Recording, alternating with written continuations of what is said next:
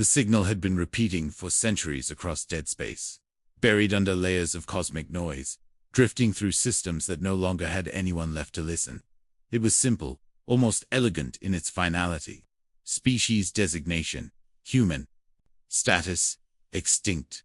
No variation, no uncertainty, no hesitation. Just a conclusion delivered so many times that even doubt had forgotten how to exist. The galaxy accepted it not because it was proven, but because it was convenient. Extinction was normal. Civilizations rose, expanded, clashed, and eventually disappeared. That was the rhythm of the universe. The Varex Syndicate had built its entire identity around that truth. They did not conquer in the traditional sense. They did not occupy. They did not negotiate. They hunted. Across star systems, across generations, across centuries. They moved from target to target like a storm with intelligence. Entire civilizations were reduced to archives, to warnings, to stories told in fear. For them, extinction was not tragedy, it was achievement. Inside the flagship Oblivion's spine, Commander Kael Varex stood alone before a shifting holographic map. His posture was still, but his attention was anything but. The projection showed a quiet world, designated E731, categorized as biologically inert, dead, uninteresting, a place that should not have mattered. Yet something about it did, because a transmission had arrived from that world earlier. A strike team had been deployed, elite hunters, the best the Syndicate had, and within 6 minutes, they vanished. No distress call, no partial data, no escape trajectory, just absence. Kael replayed the final moments again. The recording was clean. Too clean. The squad had entered atmosphere without resistance, landed without contact, moved without issue. And then the feed ended. Not cut. Not destroyed. Ended. That difference. Matted. Kael understood that better than anyone. "Prepare my deployment," he said. No hesitation. No discussion. Orders were executed instantly. The dropship separated from the massive carrier and burned through the atmosphere of E731. There were no orbital defenses, no warning systems, no response of any kind. That alone should have been the first anomaly. But Syndicate arrogance had a long history. They were used to silence, meaning submission. The surface beneath Kael's boots was not what he expected. It was not lifeless stone or sterile wasteland. It was layered, aged, and reclaimed. The world had not died. It had been absorbed. Forests rose through collapsed structures. Metal twisted into roots. Entire architectures were swallowed by vegetation, as if nature had decided that history was not allowed to remain separate. The air was breathable, but wrong in its balance. Too stable, too consistent. As if it had been adjusted rather than evolved. Kael did not trust it. He never trusted anything that felt too complete. Atmospheric composition stable. The system confirmed. Kael did not respond. His instincts were already working ahead of his technology. Something here was aware of them. Not passively. Actively. The first body appeared 300 meters. In. One of his elite soldiers lay half-covered in vines near what had once been a corridor. The armor was intact. The weapon undischarged. No visible injury. No sign of struggle. It looked as if the soldier had simply stopped, existing mid-thought. Kael knelt beside him. The neural scan was confusing. There was no trauma. No external damage. Only collapse of internal systems. Complete overload. One word formed in Kael's mind even before the system confirmed it. Fear.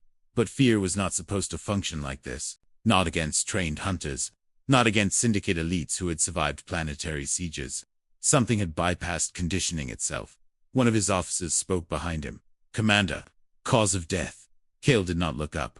"He didn't die," he said quietly. He stopped. Silence followed. Then the forest responded. A sharp crack echoed through the trees. One of the soldiers collapsed instantly. No projectile. No visible strike. No energy signature.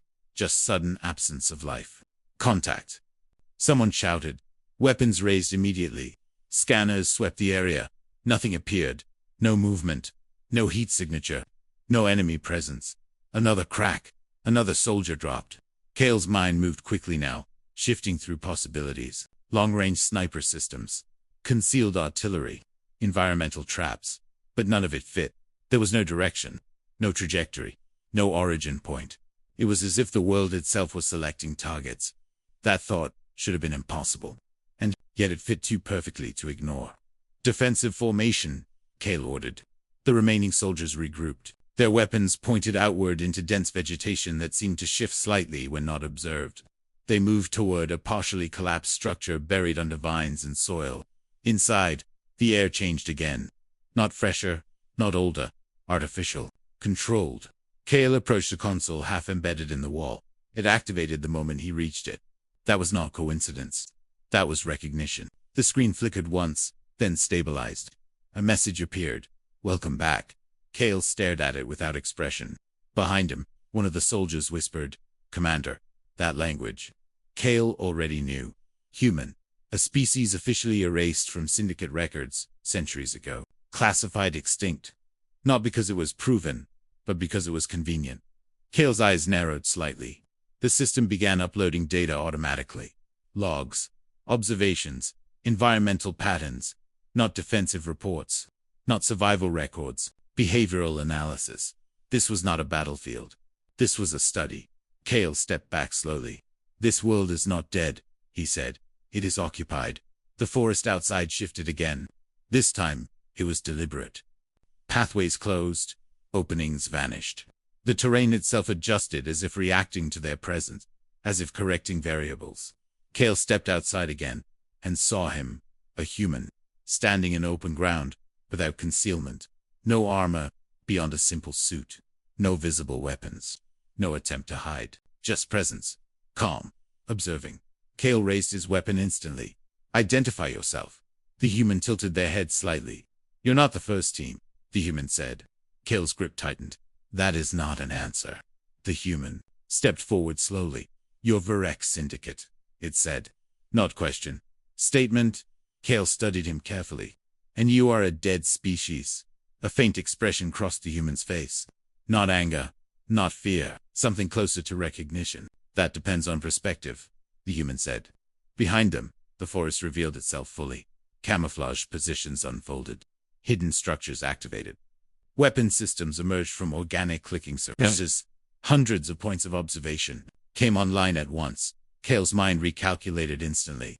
This was not an ambush. It was a demonstration, a controlled reveal.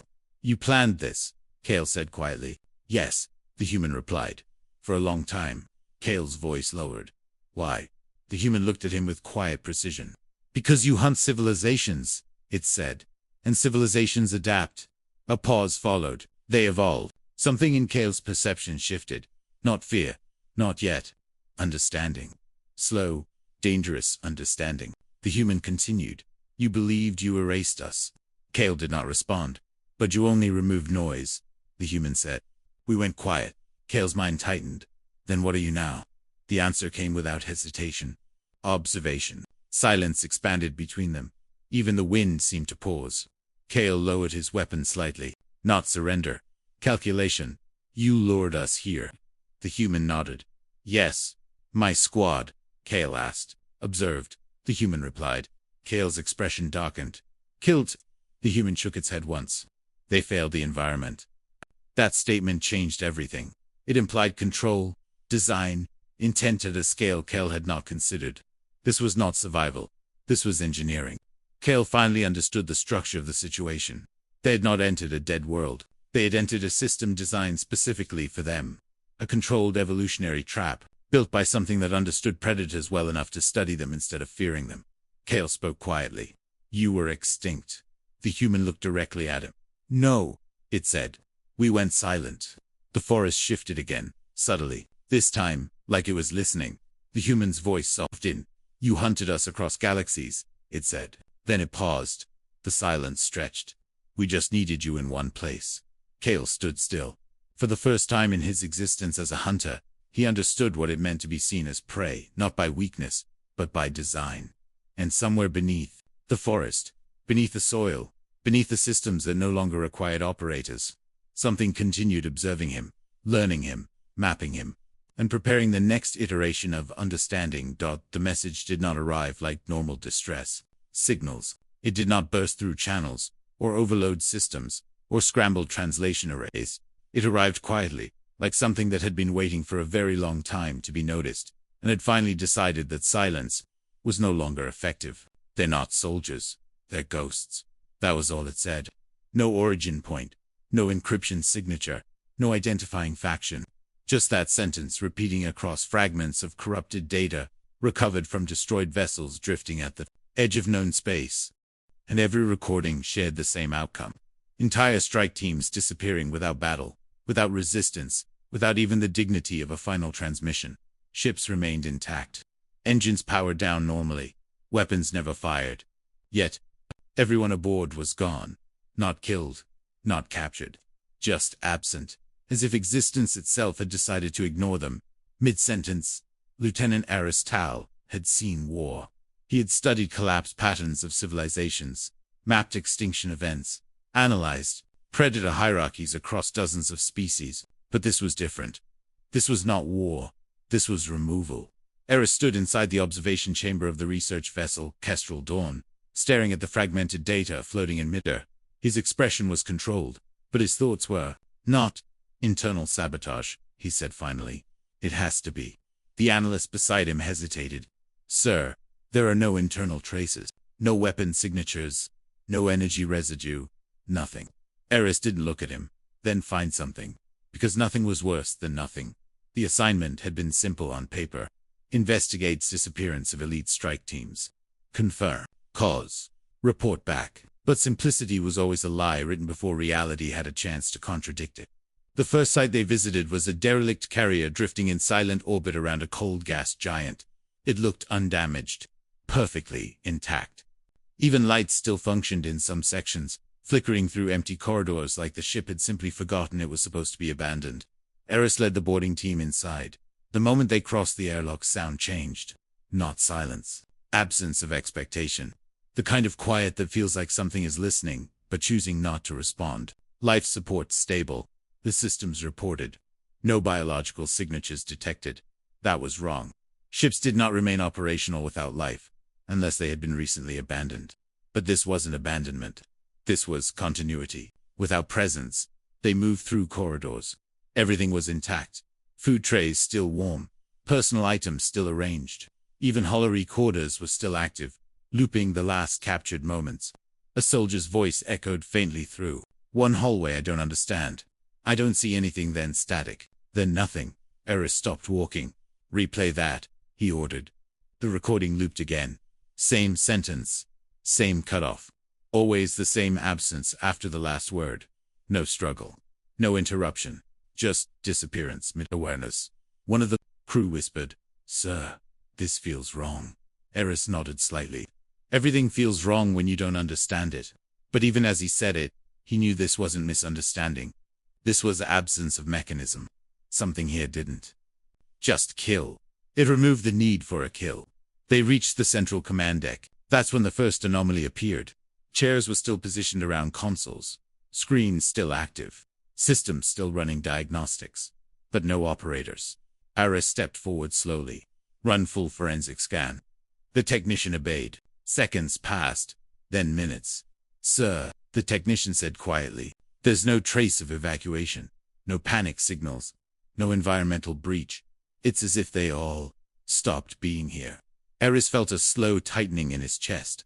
That was not scientific language. That was emotional failure translated into technical terms. Something had bypassed understanding entirely. Then the lights flickered. Not dramatically. Not violently. Just once. Like a blink.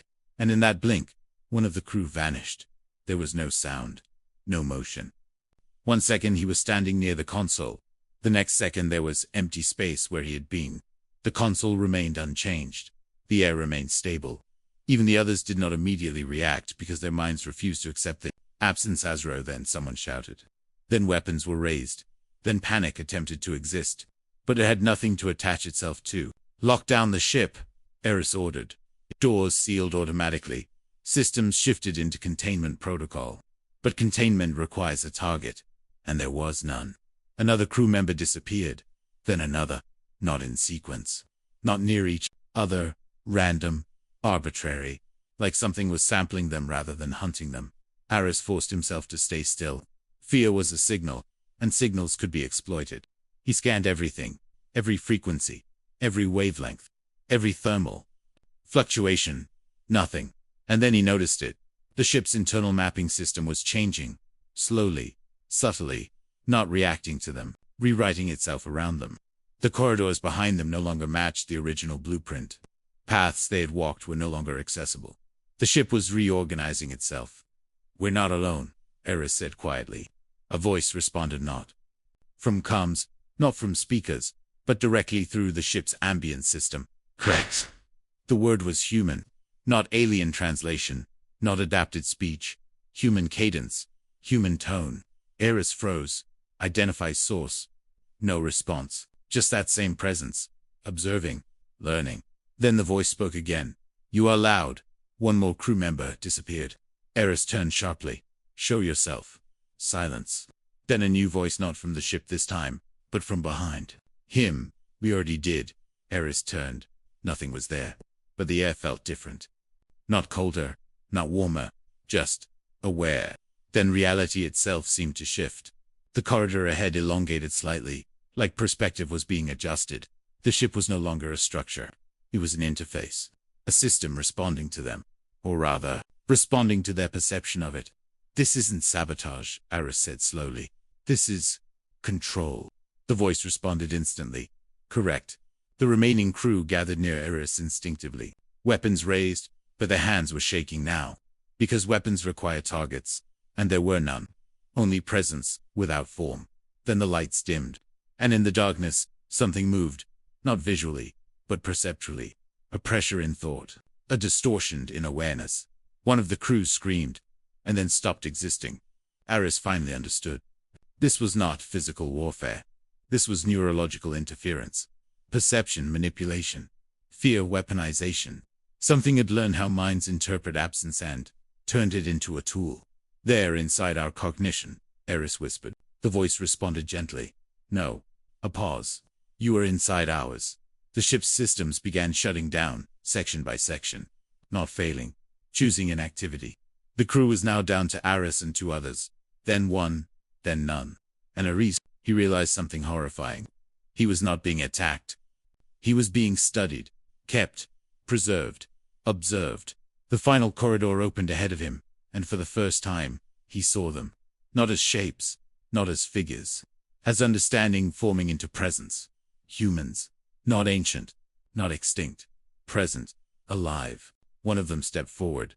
No weapon, no aggression. Just calm observation. "You survived longer than the others," the human said. Arin didn't respond. His mind was overloaded. "Why?" he finally asked. The human tilted its head slightly. "Because you noticed earlier." That was not reassurance. That was classification. Arin lowered his weapon slowly. "What are you?" The human paused. "We were what you are not prepared to evolve against." Silence stretched between them.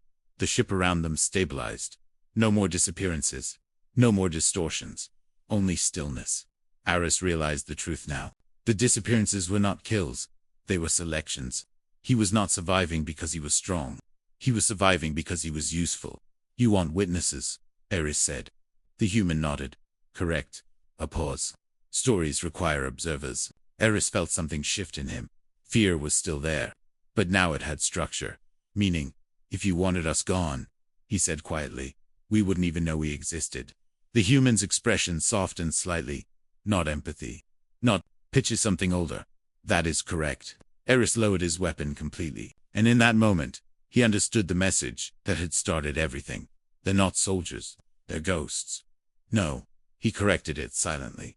They're something worse. They're what remains when war is no longer necessary. The planet did not look dangerous at first glance. That was the first mistake every invading force made when they arrived.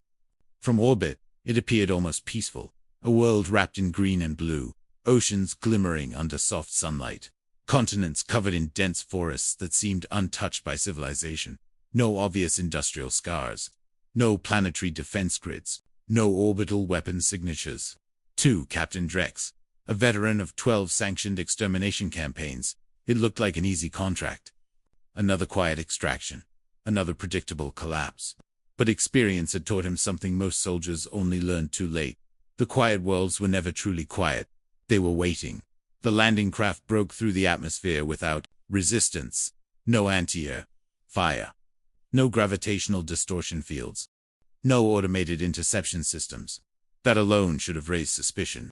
but the fleet dismissed it as primitive absence rather than intentional silence. Drax stood inside the descent chamber, arms crossed, watching the planet grow larger. Beneath them, no resistance detected, the pilot reported. Drax did not respond immediately. His eyes were fixed on the surface patterns. Something about them felt arranged, not naturally random. "Scan again," he said. The systems complied. All readings consistent. No technological infrastructure detected. Drax frowned slightly. "Impossible," he muttered. But the ship continued its descent. The landing site was a wide valley surrounded by dense forest. The terrain was stable, too stable. No predators visible. No fauna movement beyond basic wildlife. No electromagnetic interference. Everything was clean. Almost curated. The first boots touched the ground. Silence. Absolute silence. Even wind felt regulated, like it had been filtered through invisible systems. Drax stepped out of the craft slowly, scanning the horizon. "Secure perimeter," he ordered. The soldiers spread out, weapons ready, sensors active. Nothing responded. But then, something subtle happened. The wind shifted direction. Not randomly, collectively, all at once. Like the planet had decided to exhale. One of the soldiers paused. "Sir, temperature dropping." Drax looked up. The sky remained clear. No clouds forming. No atmospheric disturbance. Yet the air itself felt heavier, denser, like pressure was increasing without physical cause. "Hold position," Drax ordered. And that was when the first anomaly occurred. The ground beneath their feet trembled slightly. Not an earthquake, not tectonic movement.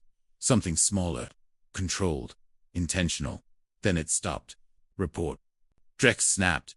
"No seismic activity registered," the analyst replied. Drax's eyes narrowed. "Then what was that?" No answer came. Instead, the forest responded. Trees shifted. Not randomly, synchronously, branches aligned. Leaves repositioned. Paths between trunks subtly opened and closed as if something was adjusting visibility. Drax felt it then. Awareness. Not of them observing the planet, but of the planet observing them. "This is not natural," he said quietly. Then the first attack happened. A section of the forest erupted outward. Not explosion. Not violence. Movement. Trees bending, as if pushed by invisible force. Forming a wave that swept through the outer perimeter. Soldiers raised weapons. Engaged. Drax began, but stopped. Because nothing was attacking them directly. No creatures. No visible enemies. Just environmental motion. Controlled collapse of terrain. And yet one soldier screamed and fell. No wound. No impact. Just sudden collapse of internal systems. Drax rushed forward. "Check him." The medic knelt. "Vital stopped. Cause." Drax demanded. The medic hesitated. "No physical trauma. Neurological shutdown." Drax stood still. That should not be possible. Not without exposure. Not without trigger. Then another soldier dropped. Then another. No pattern. No proximity. No visible cause. Drax's mind raced. "We're inside a system," he said quietly. A soldier turned toward him. "Sir," Drax's voice lowered. "This isn't a battlefield. It's an environment." The forest responded again.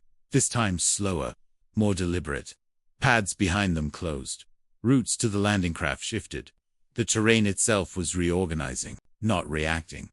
Deciding. "Fall back to ship," Drax ordered. But when they turned, the ship was no longer where it had been. It had not moved physically. The space around it had changed. The forest had grown in its place.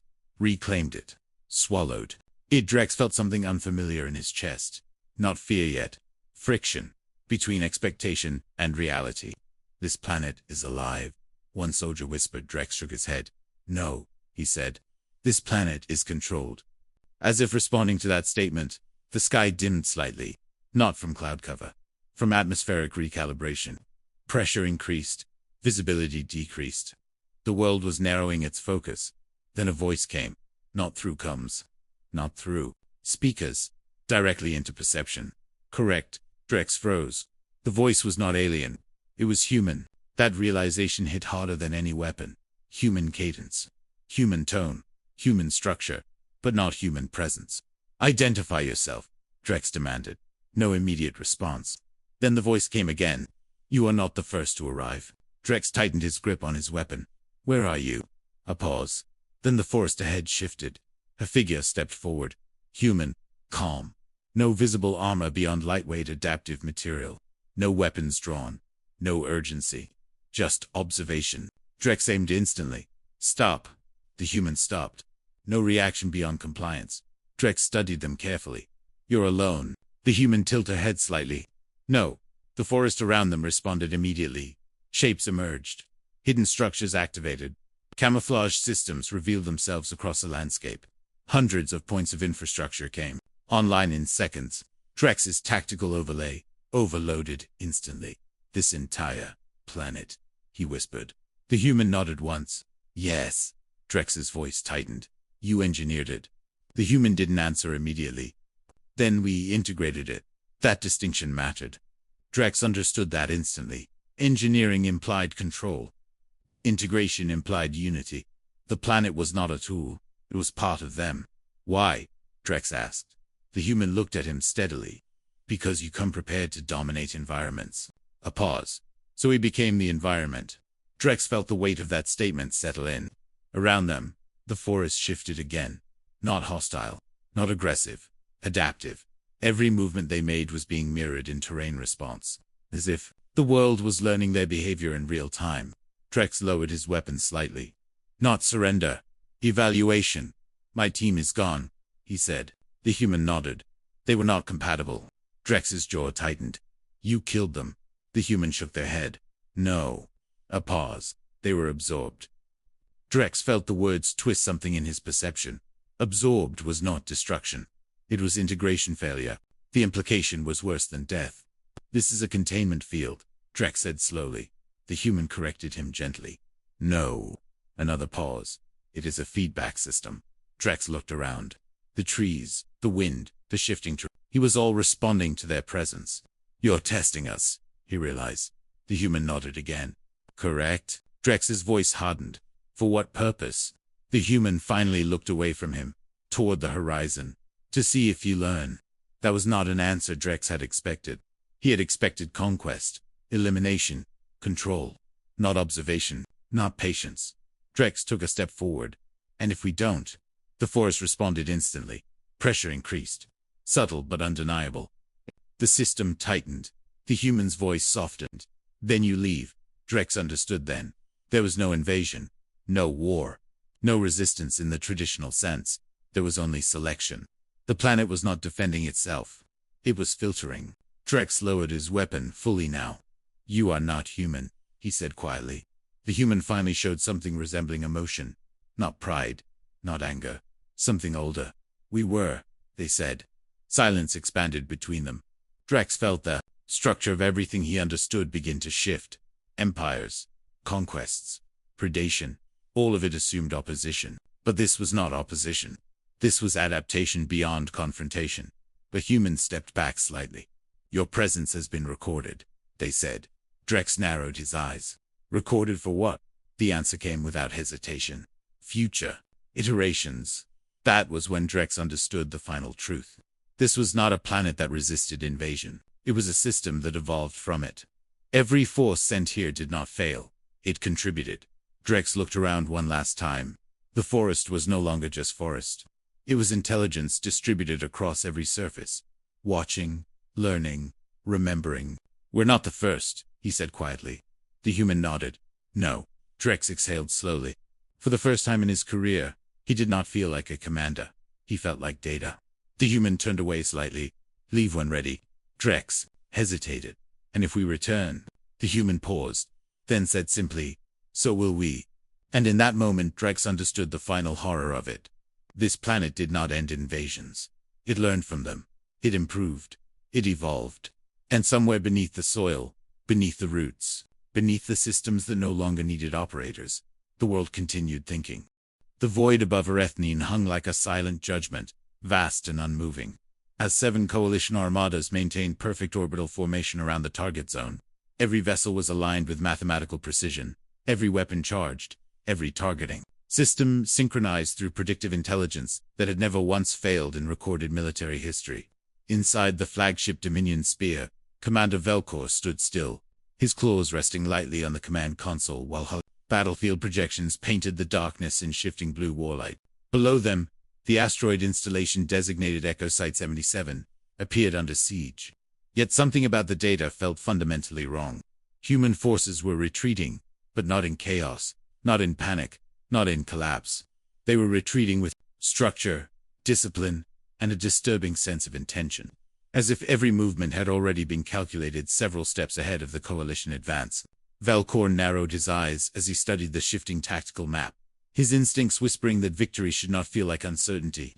A junior officer reported that outer corridor sectors were being abandoned without resistance, and coalition forces were advancing faster than predicted. That should have been ideal, yet Velcor felt no satisfaction, only a tightening sense of imbalance. Humans did not behave like this under pressure. They fought, they resisted, they improvised. They did not simply step aside. Something else was happening. Something unseen was shaping the battlefield itself. The coalition had prepared for months, classifying humans as Tier 4 adaptive predators. Dangerous but emotionally driven, predictable under sustained pressure. This belief shaped everything from strategy to deployment doctrine. The coalition force itself was a flawless machine composed of Tsar and Dominion tactical commanders who specialized in logistics perfection. Virith swarm infantry designed for overwhelming mass suppression. Kelta precision strike units, the calculated eliminations through probability matrices, and neural disruptors capable of destabilizing enemy cognition through targeted psychological interference. It was a force designed to erase civilizations, and yet it was being led through an engagement against a single asteroid base housing 48 human operators. Velcor had personally reviewed the intelligence before deployment and concluded that humans survived through sacrifice, emotional unpredictability, and instinctive resistance patterns. Remove those elements, and collapse would follow. It was a clean theory, a perfect theory, and yet the battlefield refused to behave accordingly. The invasion began at orbital timestamp 4 o'clock, with coalition drop units breaching outer defenses. Within 7 minutes, there was no significant resistance, no sustained counterattack, no tactical disruption of coalition momentum. Virith captains reported minimal casualties, which should have indicated overwhelming success. Instead, Velcor felt something colder forming beneath the surface of events, an absence of expected resistance that felt more like concealment than defeat. Humans continued withdrawing deeper into the internal corridor structure of the asteroid, and each withdrawal was executed with precision too clean to be instinctual. Velcor ordered continued advancement, and coalition forces complied, pushing deeper into Corridor Network 17 where 143 soldiers entered and never returned. There were no distress signals, no weapon discharge reports, no thermal anomalies, no recorded struggle, just disappearance. When Velcor ordered a replay of surveillance data, the tactical feed showed corridor lighting flickering for less than a second, at time stopped, 12 hours, 44 minutes, and 7 seconds, before collapsing into static. When the image stabilized, the soldiers were gone. Velcor leaned forward slowly, his voice dropping into something colder than command. This was not combat. This was removal. As coalition forces advanced further, a pattern began to emerge that defied standard military logic. Every human engagement followed identical phases: brief contact, minimal resistance, controlled withdrawal, and coalition advance. On the surface, it appeared as collapse, yet Velcor recognized patterns as language, and this language was speaking in deliberate structure. Every coalition advance positioned them exactly where humans were no longer present, but had recently influenced environmental conditions. It was as if the battlefield itself was being rearranged around their movement, rather than the humans reacting to it. A junior officer reported that territorial gains were exceeding projections. But Velcor understood that gain without cost was not victory, it was invitation. Deep within the asteroid structure, Captain Elias Ward observed the battlefield through layered holographic grids, his expression calm as he adjusted coalition movement vectors. He instructed Echo Company to maintain controlled withdrawal patterns, allowing enemy forces to believe they were advancing successfully. A soldier questioned why extraction corridors were being sacrificed so rapidly, and Elias responded without hesitation that they were not losing ground. They were shaping belief about ground. His tone carried no doubt, only execution of long prepared design. The battlefield was not being defended, it was being rewritten in the enemy's perception. Coalition forces believed they were winning, and that belief was being used as structural leverage. Velcor began running recursive simulations, attempting to predict human responses, but every model collapsed the moment it reached execution variables. Adjustments to probability matrices failed. Psychological overlays failed. Neural prediction. Systems failed. Humans were not reacting to pressure. They were reacting to expectations of pressure. Velcor demanded raw battlefield audio and reviewed unfiltered communication channels. What he heard unsettled him more than any physical anomaly. Human voices remained calm, almost conversational, issuing clear tactical adjustments without emotional deviation. They spoke of corridor spacing, enemy clustering, and controlled exposure points as if the battlefield were a known equation, rather than a chaotic struggle for survival. Velcor realized with growing certainty that humans were not reacting to the Coalition at all. They were reacting to the Coalition's belief in how humans should react. When Coalition forces finally breached Central Command, Velcor allowed himself a brief moment of certainty, ordering the sealing of the core to end the engagement decisively. Elite units flooded the central chamber expecting resistance, but found none. No defenders, no ambush. Only silence, and a single active terminal emitting a soft blue glow. Velcor immediately sensed danger and ordered no interaction. But it was already too late. The terminal activated and a human voice filled the chamber, calm, controlled, and disturbingly familiar. It addressed him directly, acknowledging that he had reached the center of a system he was never meant to perceive in this way. Velcor demanded explanation, and the voice responded that he had been walking through a structured pattern since his first landing. Every perceived victory had been intentional, every retreat calculated, every engagement designed to guide Coalition movement rather than resist it. Humans had not been defending the installation. They had been mapping Coalition cognitive and strategic behavior under controlled conditions. Velcor's claws tightened as realization formed slowly. The battlefield display expanded, reconstructing every engagement layer by layer, until the full structure became visible. Every retreat was directional guidance, every loss a behavioral trigger, every success a controlled reinforcement loop. The humans were not defending territory, they were studying how the Coalition interpreted victory. Velcor saw fleet positioning data unfold into geometric formations across space, revealing that Coalition forces had been arranged into structurally fragile configurations through their own belief in success. The voice confirmed it softly, explaining that humans did not need to destroy the Coalition. They only needed the Coalition to trust its own logic completely. When Velcor ordered immediate fleet restructuring, systems resisted.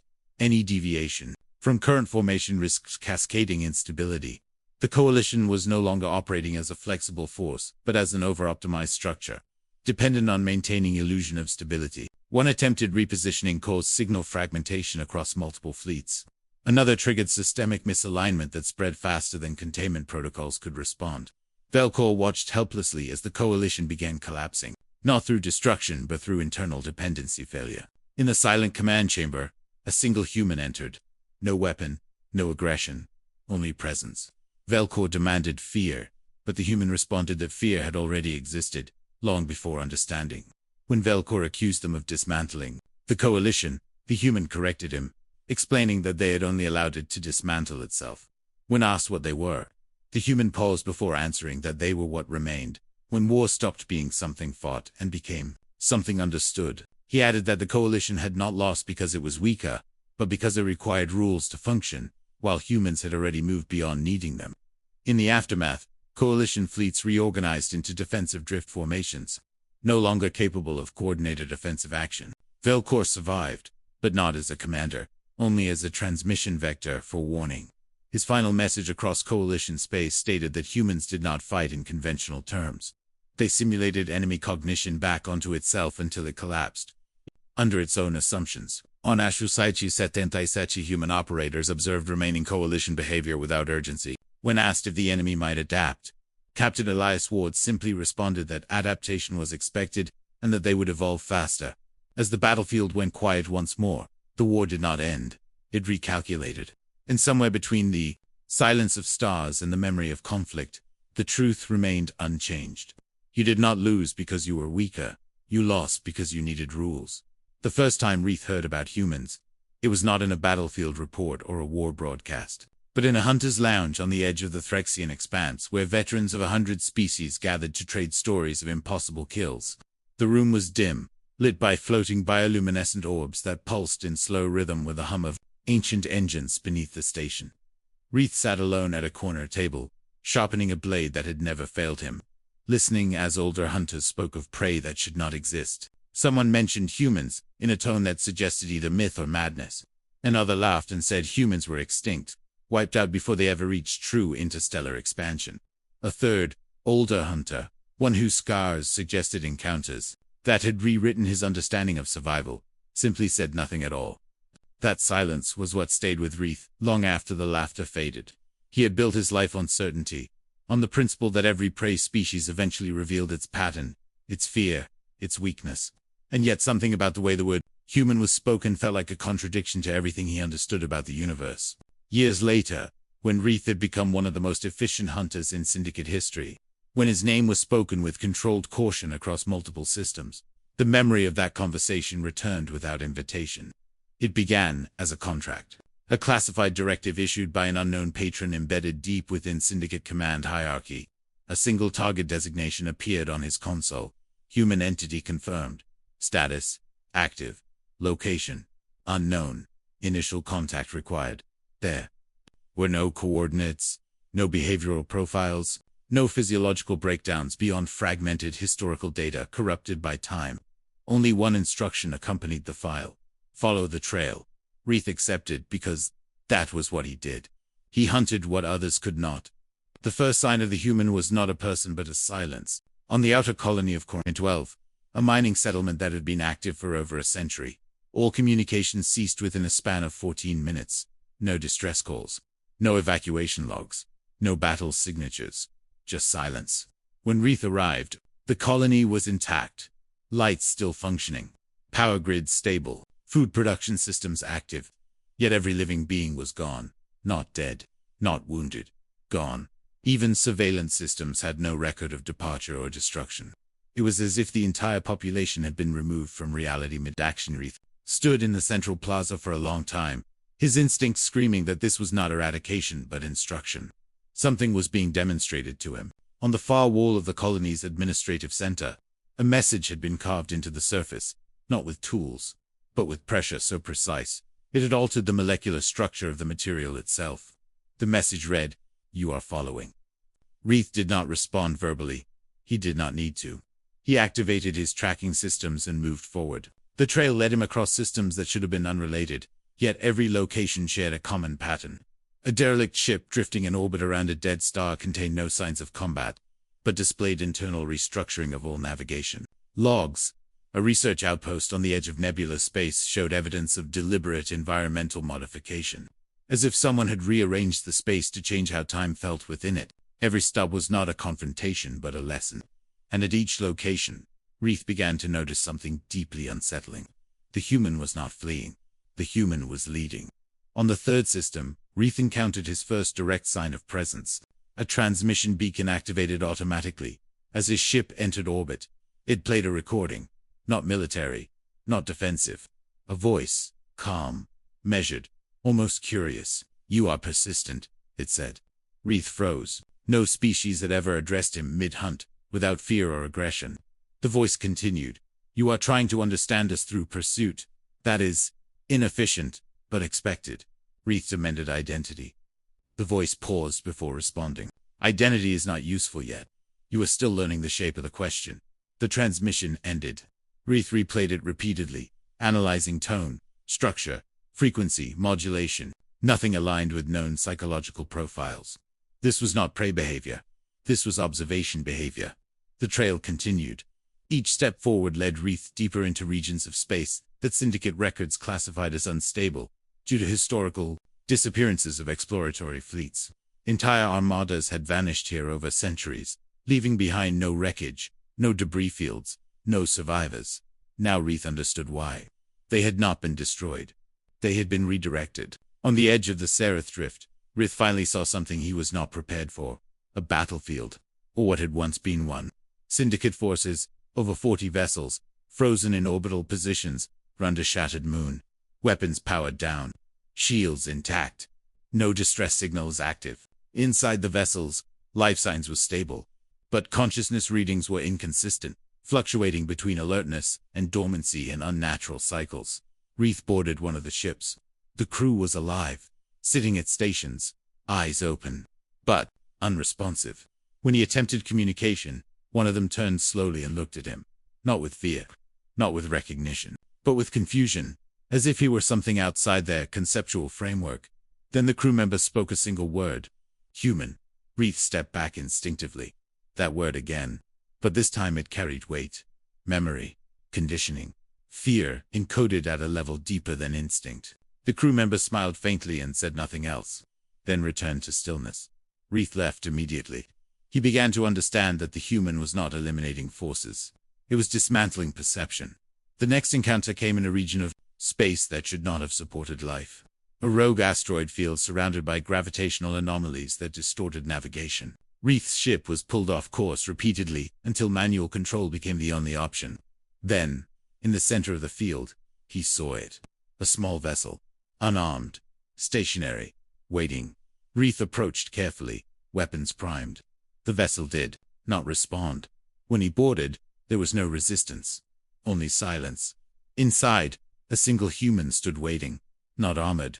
Not armed. Calm, observing him with the same detached curiosity Reith had seen in prey species moments before extinction. The human spoke first. "You are close now." Reith demanded explanation. The human tilted their head slightly, as if considering how much truth was necessary. "You have been following a pattern we designed to be followed." The human said. Reith's claws tightened. "Designed?" The human nodded. "Every system you passed. Every system you interpreted. Every absence you filled with assumption. It was not random."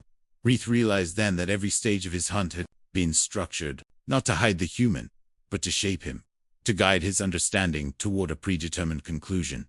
"Why?" Reith asked. The human stepped closer. "Because you represent what remains of the old galaxy. The one that believed hunting was about dominance." A pause. "We needed you to understand something before you returned." Reith felt something shift inside him. Not fear, not anger, recognition of irrelevance. "Understand what?" he asked. The human's expression softened slightly. "That we were never running." The revelation hit like a gravitational collapse. Every pursuit, every anomaly, every disappearance was not evasion, but orchestration. Reith had not been tracking a fugitive. He had been walking a designed corridor of understanding. The human continued. "You thought you were the hunter, but you were the message carrier." Reith stepped back. "Message for who?" The human gestured toward the stars. "For everyone still calling themselves hunters." Silence stretched between them. Reith's entire identity built on pursuit, dominance, and precision fractured under the weight of that realization. "What happens now?" he asked quietly. The human turned away slightly, looking out into space. "Now you choose whether the message continues through you or ends with you." Reith left the vessel without resistance. No attack followed. No pursuit. Only silence. He returned across systems, retracing the path not as a hunter, but as something entirely different. Each location now spoke differently to him. The abandoned colonies were not empty. They were instructions. The frozen fleets were not failures. They were demonstrations. And every step backward felt like moving through a lesson he had finally become capable of reading. When Reith returned to Syndicate space, he did not report coordinates. He did not submit tactical data. He broadcast a single transmission across all hunter networks. "There is no prey," he said. "There is only understanding." The message triggered immediate confusion across command structures. Demands for clarification followed. But Reith did not respond. He simply ended transmission. In the final moments of his recorded activity, Reith stood alone on the observation deck of his ship, watching the stars he had once believed belonged to hunters. Now he understood they belonged to something else entirely, and somewhere far beyond the reach of his former world. The human continued walking forward, not hiding, not fleeing, but ensuring that every path eventually led back to the same realization. "You were never chasing us. You were learning what it meant that we stopped running. Fear was not supposed to behave like this." That was the first thing Dr. Lyra Venn wrote in her personal log, when the data arrived from the outer defense grid of Sector V11. She sat alone in the observation chamber of the Coalition research vessel Sinnos, staring at holographic feeds that should have been impossible. Apex predator species creatures that had once reduced entire civilizations to extinction cycles were retreating, not reorganizing, not repositioning, retreating. Entire fleets that had once defined terror in galactic history were abandoning human border space without engagement, without resistance, without even probing attacks. On paper, it looked like a coordinated withdrawal. But Lyra had studied behavioral collapse patterns for 16 years, and this was not collapse. This was avoidance. And avoidance, at this scale, was something the galaxy had never seen before. The initial report had been dismissed by Coalition Command as misinterpretation, sensor corruption, or fear contagion among lower-ranked species. But then the second report came. Then the third. Then entire star lanes began reporting the same anomaly. Apex species refusing contact with human-aligned territories. Lyra leaned forward, her fingers tightening around the edge of the console as she forced herself to stabilize her breathing. Something was wrong with the assumption layer, not the data. The assumptions built around it. She pulled up the raw telemetry from the Arvik hive fleet, a species infamous for coordinated planetary eradication strategies. The footage showed something that should not have existed in any behavioral model. The Arvik fleet had entered human-controlled space, deployed standard reconnaissance formations, and then within minutes reversed course, without firing a single shot. Their internal communications, partially recovered, showed phrases like pattern recognition failure, anticipated outcome divergence, and most disturbingly, avoid engagement vector. Lyra froze. The Arvik did not avoid anything, ever. Something had changed their definition of survival. That was not fear as emotion. That was fear as strategy. The question formed in her mind before she could suppress it. What had humans done? To them, humanity, in official records, was categorized as a mid-tier adaptive species. Dangerous in clusters. Highly unpredictable. Emotionally driven warfare style. Nothing that should cause apex predators to retreat universally.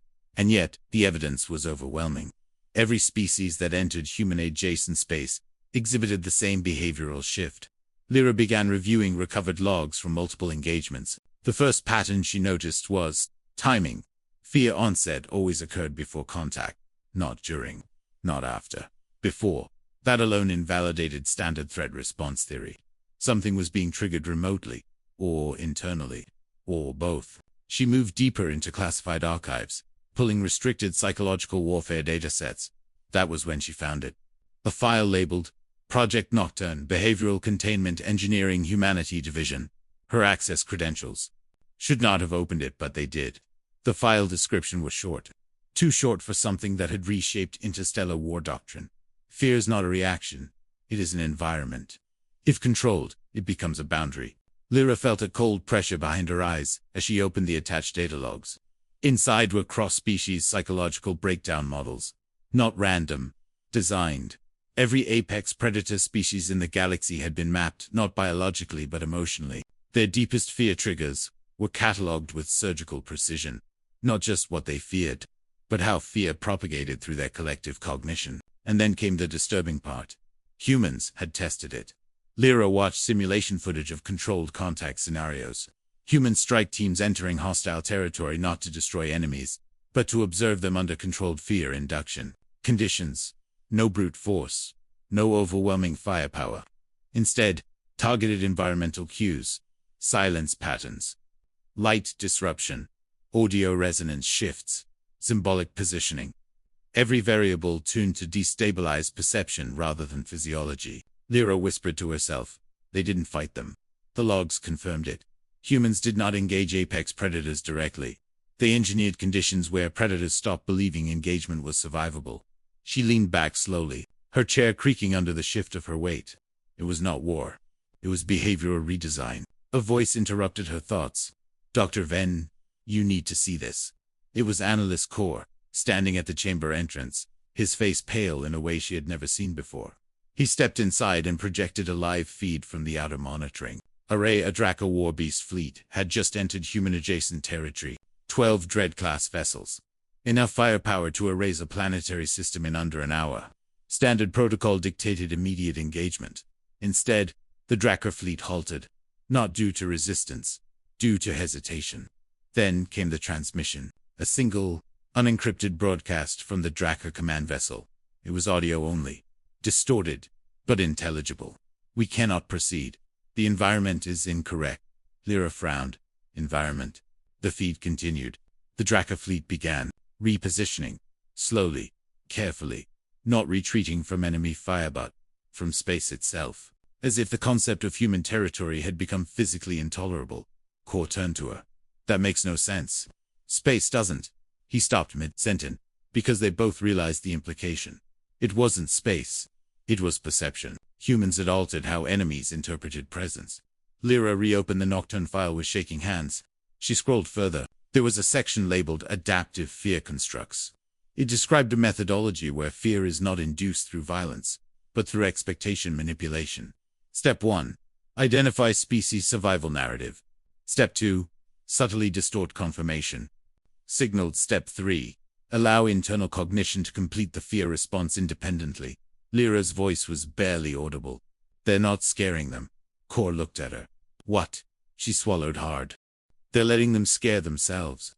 The realization hit like a physical impact. Humans had weaponized interpretation itself. Fear did not originate externally anymore. It was triggered internally by corrupted expectation loops. Apex predators were not fleeing humans. They were fleeing what they believed humans represented based on carefully engineered psychological distortion. The next file changed everything. It contained recorded human field interaction logs. One entry stood out. Operation Black Mirror. A small human unit had entered territory controlled by the Zithrian Apex Pack, a species known for absolute dominance-based warfare. Instead of engaging, the humans simply existed within the environment. No aggression, no defense, posture, just presence. Within hours, the Zithrian fleet withdrew entirely. Reason given in their logs: human behavioral unpredictability.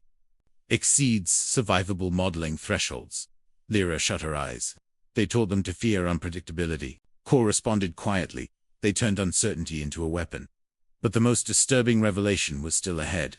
A final encrypted section within the file required direct neuroauthentication clearance. Lyra hesitated, then activated it. The screen changed. A recorded human voice filled the chamber. Calm, almost conversational. If you are listening to this, then fear has already done its job. Lyra froze. The voice continued. We do not destroy apex predators. That is inefficient. We remove their certainty. A pause. A species that cannot predict survival stops needing confrontation to retreat. The screen displayed live simulation models. Entire predator civilizations collapsing internally without a single shot fired. Their fleets dissolving not from destruction, but from decision paralysis. Lyra felt something tighten in her chest. This isn't war, Kor whispered. The voice continued.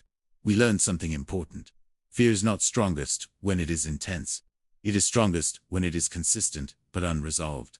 The display shifted to multiple species breakdown timelines. Every apex predator civilization encountered by humanity showed identical pattern. Initial confidence, gradual uncertainty, systemic retreat, total avoidance, collapse, not extinction, rejection of contact. Lyra stood slowly. They didn't win battles, she said. They erased the need for them. Kor turned toward her. That means they could do it to us too. Silence filled the chamber. The voice in the recording paused again, as if anticipating that thought. Then it added one final line. We don't need to destroy you. We only need you to believe that. Staying away is safer than arriving. The transmission ended. Lyra stood motionless for a long time. Then she said quietly, almost to herself, the galaxy isn't afraid of humans. She looked at the frozen data on the screen.